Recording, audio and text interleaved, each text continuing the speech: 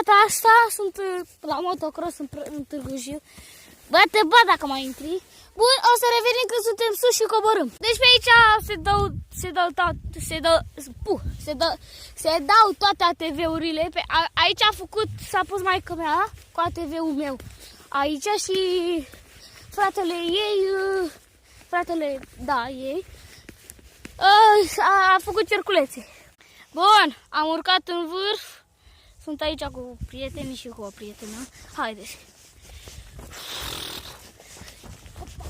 E mai mare. S-a dus deja unul în cur. Unul așa și așa.